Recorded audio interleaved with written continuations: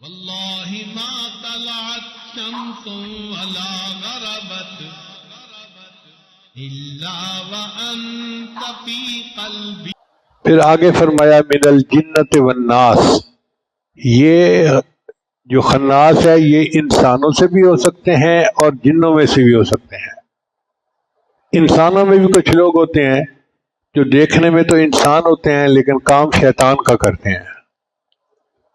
اب اگر کوئی شبہ کرے کہ جی شیطان تو نظر ہی نہیں آتا تو انسان تو سامنے نظر آتے ہیں، وہ خناس کیسے ہو سکتا ہے؟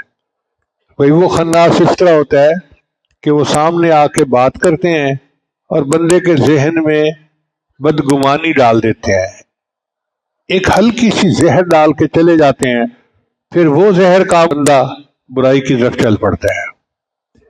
چنانچہ بہت پہلے کی بات ہے، کوئی 40-50 سال پہلے کی، لاہور کے ایک بڑے آفیسر تھے، وہ ریٹائر ہوئے. بیعت ہوئے تو میں نے ان سے پوچھا کہ آپ نے حج کی ہے؟ اس نے کہا جی نہیں کی.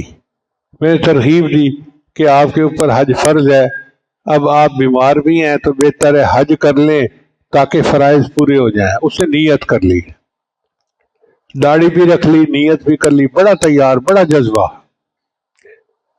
پھر مجھے کچھ عرصے بعد پتہ چلا جی کہ اس نے حج کا ارادہ ترک کر دیا.